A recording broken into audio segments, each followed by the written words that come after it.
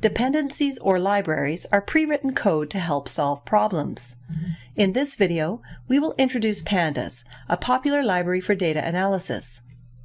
We can import the library or a dependency like Pandas using the following command.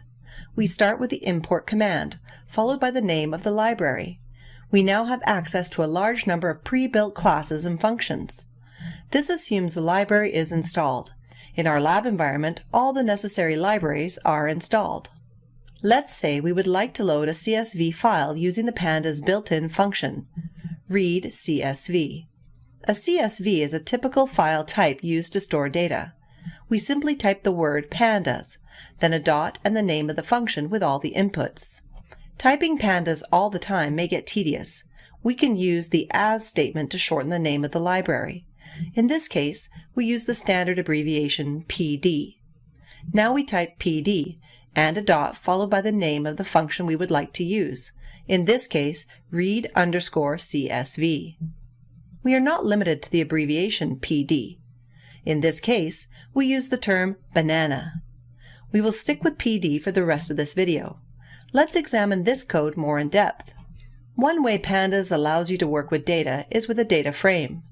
Let's go over the process to go from a CSV file to a data frame.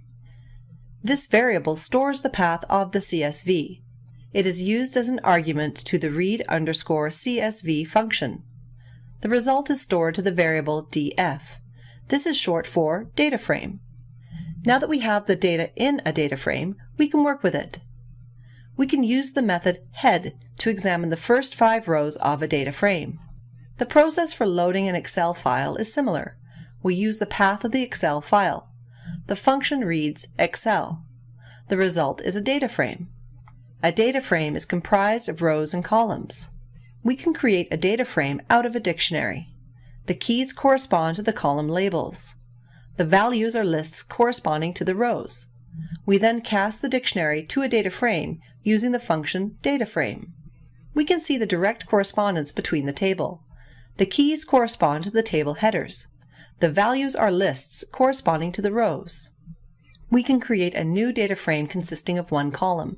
We just put the data frame name, in this case DF, and the name of the column header enclosed in double brackets. The result is a new data frame comprised of the original column. You can do the same thing for multiple columns. We just put the data frame name, in this case DF, and the name of the multiple column headers enclosed in double brackets. The result is a new data frame comprised of the specified columns.